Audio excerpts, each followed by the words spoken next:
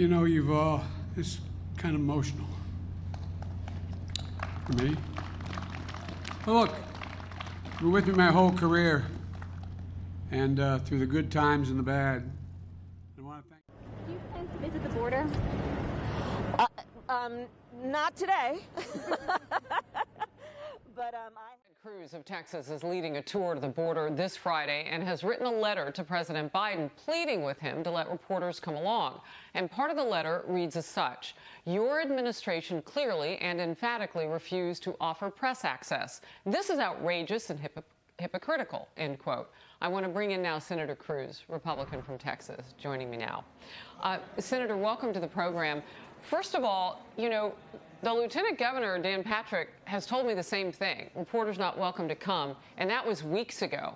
What is going on? What is it that we can't see? What don't they want us to know?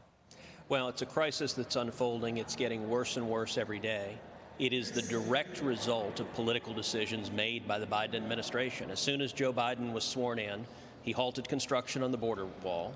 He reinstituted the failed policy of catch and release, so they're releasing illegal immigrants who are detained now. And they're doing that in many cases without COVID testing them. And he repealed the Remain in Mexico policy, which was a tremendous foreign policy and immigration victory that the Trump administration had negotiated with Mexico. Joe Biden tore that apart, and the result is we're seeing a crisis. Last month, over 100,000 illegal aliens were detained at the border, and it's getting worse. We're seeing in particular more and more kids, unaccompanied kids, young children, kids in cages, as the media told us for 4 years relentlessly during Donald Trump. Well, there are a lot more kids in cages right now. And the Biden administration doesn't want anyone to know this. And so on Friday, I'm taking 17 senators down to the border to meet with Border Patrol, to see the detention facilities, to visit with law enforcement, to hear the concerns down on the border in Texas. I've spent a lot of time down there. And astonishingly, the Biden administration is refusing to allow any media to accompany us. We had requests. Fox News wanted to come with us. ABC News wanted to come with us, in bed with us. And the Biden administration's argument, it's really quite absurd, is that apparently the media, you guys are too much of a risk of COVID. That's their stated justification. Never mind that they are packing thousands upon thousands of illegal immigrants in packed facilities. It is reporters and cameramen that pose the COVID threat. And Harris, that's obviously absurd. I can tell you I've taken border trips. I've been to those facilities many times in the Obama administration, in the Trump administration, and they've always let media in. It is only the Biden administration that is engaged in this blackout. Well, look, there is another type of spread, and that is hypocrisy and a lack of transparency.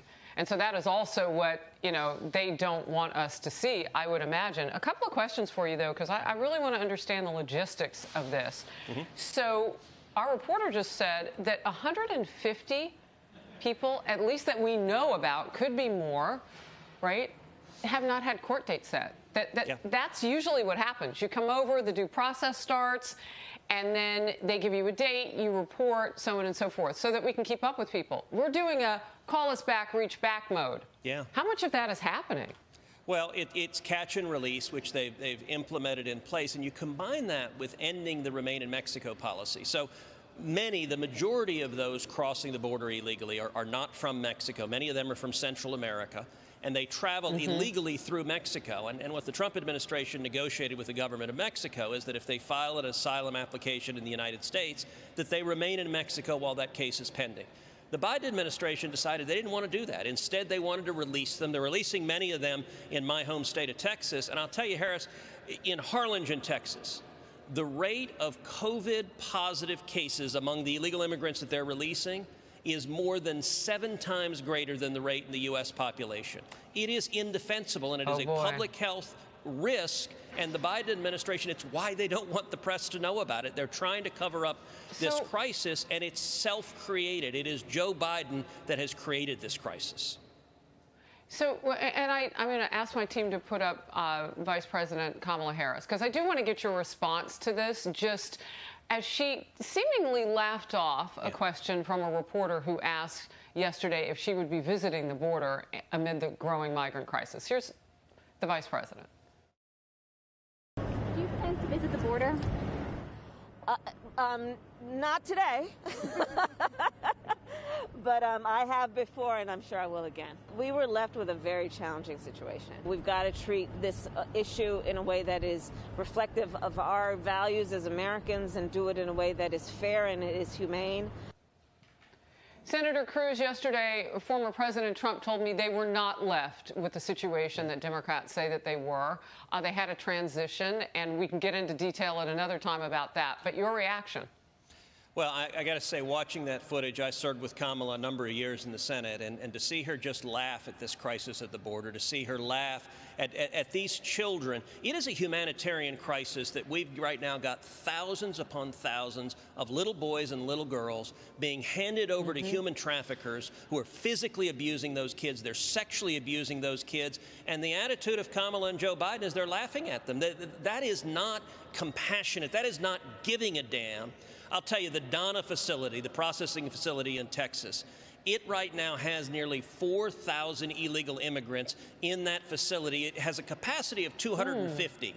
So it's 1,500 times in excess of its capacity. And the reaction of the Biden administration and Kamala Harris is just to laugh and to keep making it worse. They still won't fix it. I actually don't care if she laughs or not. What I care about is stop making the problem worse, stop releasing people who are COVID positive, stop putting kids in harm's way, and stop releasing criminals that prey on the community.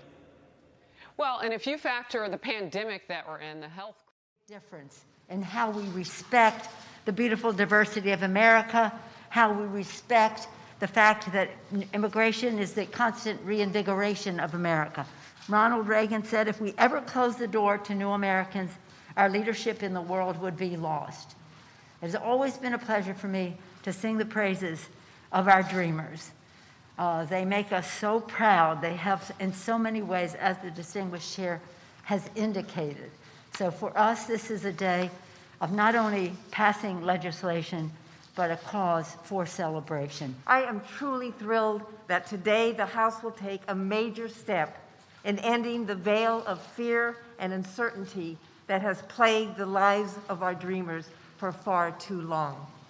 As our nation has battled the COVID-19 pandemic, 202,500 DACA recipients have risked their lives as essential workers. This bill is a compromise. It's a bipartisan compromise. It's a compromise between farmers and farm workers. It's something I hope that will pass with bipartisan support. And if it does, America will be stronger than it is today. The two bills we will pass today recognize that America is stronger when we welcome people to our shores. Later this afternoon, the House will send a clear message that we believe in a just, rational, and humane immigration system. I hope that our Senate colleagues will hear us on the other side of the Capitol and will take similar action. Visit the border? Not today, but I sent a letter to President Biden requesting a meeting to discuss the border crisis. As of today, I still have not received a response from him or anyone in his administration. But in that short time period of 2 weeks, the situation at the border has only worsened. The United States now has an unprecedented 13,000 migrant children in custody. At least one migrant facility hit 729% capacity, and the mass influx shows no signs of stopping. Unfortunately, House Democrats are not interested in making any serious attempt to address this crisis. Today, they were voting on two bills that not only do nothing to address the problem, it ignores the problem, but will actually worsen the situation. During her press conference this morning, the Speaker Pelosi had a sign up that said, "Home is here." This is the wrong message at the wrong time.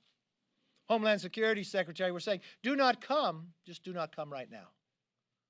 I think the path forward very easily. I mean, if you go back to the 9/11 Commission and those who ran it, Governor Keane and Hamilton, they laid out a very the framework that would work. Unfortunately, the only person who's opposing that is Speaker Pelosi. It seems like she wants to do something political instead of get to the truth, instead of making something set up that is bipartisan, much like the 9/11 Commission. If she goes down that path, we know exactly what it is, just a partisan play.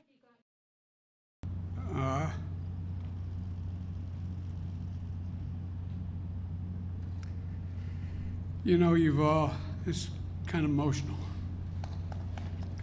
for me.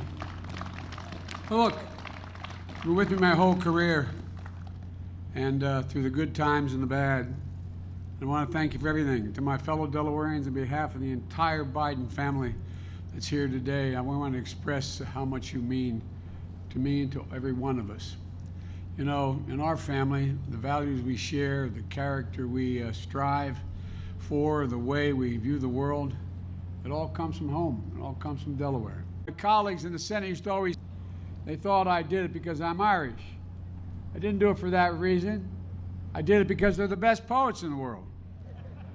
And James Joyce was said to have told a friend that when it comes his time to pass, when he dies, he said, Dublin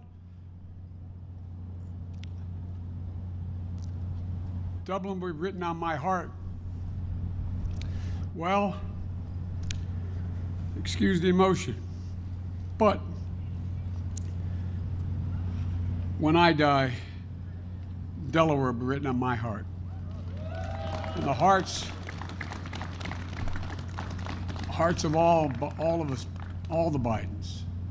Where 12 years ago, I was waiting at the train station in Wilmington for a black man to pick me up on our way to Washington, where we were sworn Vice President of the United States of America.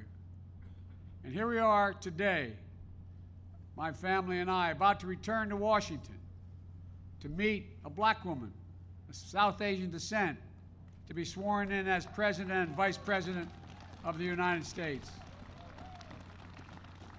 As I told Bo on that station waiting for Barack and Hunter and Ashley, I said, don't tell me things can't change. They can, and they do. That's America. That's Delaware, a place of hope and light and limitless possibilities.